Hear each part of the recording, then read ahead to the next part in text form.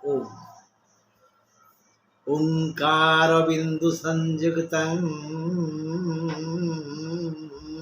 नित्यं जयन्ति योगिनः कामदं मोक्षदं शैव ओंकाराय नमो नमः। हे शत्रुवृंद, आमे आमर पूर्व सोपान को चढ़ा माने पूर्वर आमे जून 15 जाए विभिन्न राशिर फलाफल उपर आलोचना करथिले। आपण माने मते सहयोग करथिले, मु भी आपण मानको ए साहाय्य अपेक्षा रे दीपद कहिथिली। आज ठारू एई 12 राशिर भाग्य फल उपरे विशेष आलोचना करिबा। आज आम आलोचना करिबा तुला राशि उपरे, माने जून 15 रु जुलाई 15 जाए तुला राशिर लोके केउ केउ प्रकार सुख बा दुख को भोग करेंगे। आसंता काली यदि सुविधा सुजोग हुए आम कन्या राशि उपरे, तापरे बिछा राशि उपरे, तापरे सिंह राशि उपरे, तापरे मकर उपरे, तापरे कर्कट, तापरे एमती सीरियली पछ आग पछ ही हम गति करवा।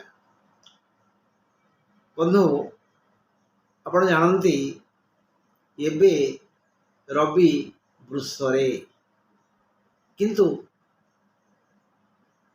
जून 15 को से जीवे मिथुन को।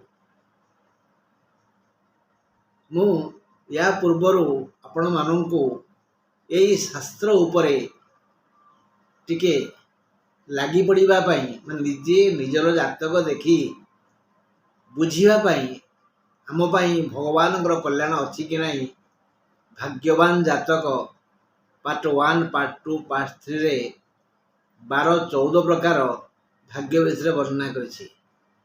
तेणु आपण माने आगे कोष्ठी चक्र को निज कलम और खातारे काटंतु, कोठी केउ ग्रह लेखा अच्छी लेखंतु, तापरे भाग्यवान जातक पार्ट 1 पार्ट 2 पार्ट 3 की आउ थे पढ़ शुणु और मिलांतु। आपण भाग्यवान कि आपण जातक रे ये जोग अच्छी कि यदि अच्छी ताले आपण को सेई दैवर विधातांकर कल्याण पड़िबो केबे ता मध्य मु कहिछि। माने आज आम प्रथम आलोचना करिबा रवि कथा। रवि जीवे मिथुन को, जा जातक रे मिथुन रवि अछंती, जो तुला राशियां कथा मु आलोचना करुच्ची से तुला राशियां मध्य जो मानक जातक रे मिथुन रे रवि अछंती आउ सेटिकी रवि जीवे। रविंकर 2 प्रकार मिलन हो। शुणु, हाँ, ये रवि चलन उपर मध्य आम काली आलोचना करबा। जेमती बृहस्पति चलन हुए, शनि चलन हुए, एवं निकट में मुझे कही मंगल चलन उपरे ये मित्र ग्रह चलन, सेमती काली मु आपन को रवि चलन उपरे विशेष कथा कहि। रवि जन्म ठारू द्वादश हेले कौन फल दियंतु। गोटे कथा मुझे बारंबार कहूँ, आप बुझिपारे कहीपरि। काली काली माने कौन? काली माने कौन? जने पागल थोड़ा जने इंग्लीश को पचारे कहले सारे ट्रांसलेशन कले काली 2 प्रकार। काली शब्दर किसी अच्छी कि मु जो कथा कहूँ काली कथा माने आज आ परवर्ती दिन मानक जेबे तमें आम भेटघाट हवा सेटा कौटी काली। मु जेबे भेटघाट हवा तेबे आम विभिन्न कार्य विषय आलोचना करवा। रविंकर चलन को राशि प्रति किभली फल प्रदान करिवो आम काली आलोचना करवा। आज शुणु, तुला राशि रवि नवमस्थ, एणु रवि नवम हेले मुंड को दुश्चिंता आसता है, जमा मुंड को भल चिंता आसेनि। ଏକ ରାଶିରେ ଥିଲେ, ଯେମିତି ମିଥୁନକୁ ସେ ଗଲେ, ରବି ମିଥୁନକୁ ଗଲେ, ଯେଉଁ ତୁଳା ରାଶିଙ୍କର ଜାତକରେ ମିଥୁନରେ ରବି ଥିବେ ଡବଲ ହେଲେ କି ନାହିଁ। ତେଣୁ ଏକ ରାଶି ଗତ ହେଲେ ମାନେ ଏଠି ମିଥୁନ କଥା କହିଲି, ପର ଛିଦ୍ର ଖୋଜି ଓ ଆଲୋଚନା କରି ବୃଥା ସମୟ ନଷ୍ଟ କରିବେ, ଯାହାକି ଭବିଷ୍ୟତ ପାଇଁ ନିଜେ ନିଜର ଗୋଡ଼କୁ ହାଣିବେ କୁରାଢ଼ୀରେ। କାରଣ ପର ପାଇଁ ଯେ ଗାତ ଖୋଳେ ସେ ଗାତେ ସେ ପଡ଼େ ଭଲେ। ହଁ, ସାବଧାନ। ରବି ଚଳନର ଫଳାଫଳ ବିଷୟରେ ଆମେ ତ ଆସନ୍ତାକାଲି ଆଲୋଚନା କରିବା। ଆଜି ଦେଖିବା ତୁଳା ରାଶିଙ୍କର ଏ ମାସର ଫଳାଫଳ। ଏ ମାସରେ କୁମ୍ଭରେ ଶନି, ପଞ୍ଚମ ଶନି, ଷଷ୍ଠ ରାହୁ, ସପ୍ତମ ମଙ୍ଗଳ, ଅଷ୍ଟମ ବୃହସ୍ପତି, ନବମସ୍ଥ ବୁଧ, ଆଉ ନବମସ୍ଥ ଶୁକ୍ର, ନବମସ୍ଥ ରବି।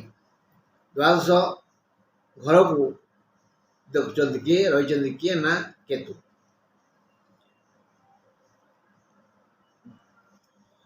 14 ନକ୍ଷତ୍ର ବୋଲେ ଚିତ୍ରା ତୁଳା, 15 ନକ୍ଷତ୍ର ସ୍ୱାତି ତୁଳା, 16 ନକ୍ଷତ୍ର ବିଶାଖା ତୁଳା। ଏହି 3 ନକ୍ଷତ୍ର ପାଇଁ କେତୁ ପୂର୍ଣ୍ଣ ଅଶୁଭ ହେଲା। ପୁଣି ଅଷ୍ଟମରେ ବୃହସ୍ପତି। କୌଣସି ଅଷ୍ଟମସ୍ଥ ଗ୍ରହ କେବେ ଭଲ ଫଳ ଦିଅନ୍ତିନି, କିନ୍ତୁ ଚନ୍ଦ୍ର ଶୁଭ ଥିବା ସମୟରେ ବୃହସ୍ପତି ଚଳନ ହେଇଥିବାରୁ ଟିକେ କଲ୍ୟାଣ କରିବେ। ତେଣୁ କେତୁ ପୂର୍ଣ୍ଣ ଅଶୁଭ, ବୃହସ୍ପତି ମଧ୍ୟ ଅଶୁଭ। ବୃହସ୍ପତି କେତୁ ଅଶୁଭ ହେଲେ କ'ଣ ଫଳ ଦେବେ? କାନ୍ଧ ଯନ୍ତ୍ରଣା ବଢ଼ିଯିବ। ମାତ୍ର ବୃହସ୍ପତି ସନ୍ତୁଷ୍ଟ ହେତୁ ପ୍ରୀତି ଲାଭ ହେବ, ଶତ୍ରୁ ବି ମିତ୍ର ପରି ହୋଇଯିବ। ବ୍ୟବହାରେଣ ଜାୟନ୍ତେ ମିତ୍ରାଣୀ ରିପବ ତଥା।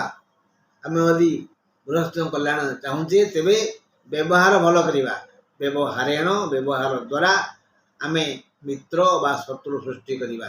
ଏକଥା କହିଲେ ବୃହସ୍ପତି, ମୁଁ କଲ୍ୟାଣ କରିବି, ଦୟା କରିବି, ସାହାଯ୍ୟ କରିବି, ସହଯୋଗ କରିବି, କିନ୍ତୁ ତମେ ଟିକେ ତମ ଆଡ଼ୁ ହାତ ବଢ଼ାଅ, ପରୋପକାର କର। ପରୋପକାରମ୍ ସ୍ୱର୍ଗାୟ ନର୍କାୟ ପରପୀଡ଼ନମ୍। ହଁ, ତେଣୁ ଶନିଙ୍କ କରୁଣା ଉଣା ହେବନି।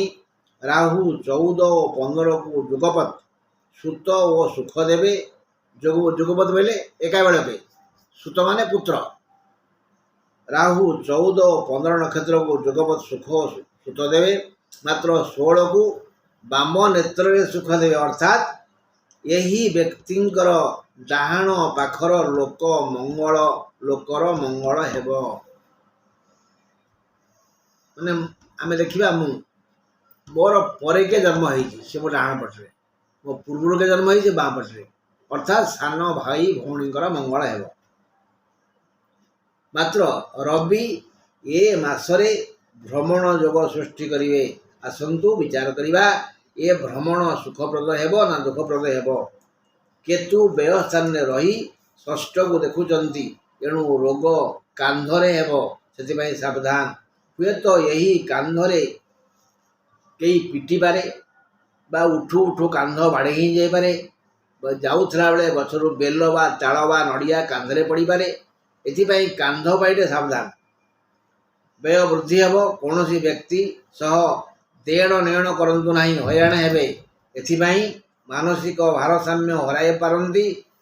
ଲଗ୍ନକୁ ମଙ୍ଗଳଙ୍କର ଶୁଭ ଦୃଷ୍ଟି ଅଛି, ତେଣୁ ଦେହ ପ୍ରାୟ ଭଲ ରହିବ, ଖାଲି କାନ୍ଧ ପାଇଁ ଟିକେ ଚିନ୍ତା। କୌଣସି ନୂତନ ପଦକ୍ଷେପ ନେବା ପୂର୍ବରୁ ଟିକେ ଭାବନ୍ତୁ। ଭାଗ୍ୟ ସ୍ଥାନରେ ରବି, ବୁଧ, ଶୁକ୍ର ହେତୁ ବ୍ୟବସାୟରୁ ଭଲ ଲାଭ ହେବ।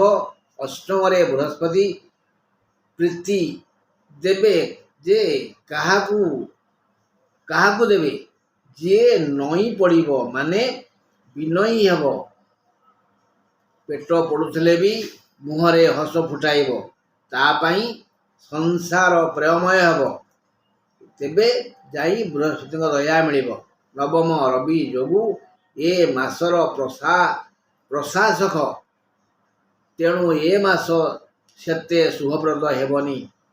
ପଞ୍ଚମରେ ଶନି, ଏଣୁ ବ୍ୟସ୍ତତା ଭିତରେ ସମୟ କଟିବ। ଶନି ପଞ୍ଚମସ୍ଥ, ଗୁରୁ ଅଷ୍ଟମସ୍ଥ ହେତୁ କେତୁ ଦ୍ୱାଦଶସ୍ଥ, ଏଇ ତିନୋଟି ଶନି ପଞ୍ଚମସ୍ଥ, ଗୁରୁ ଅଷ୍ଟମସ୍ଥ, କେତୁ ଦ୍ୱାଦଶସ୍ଥ।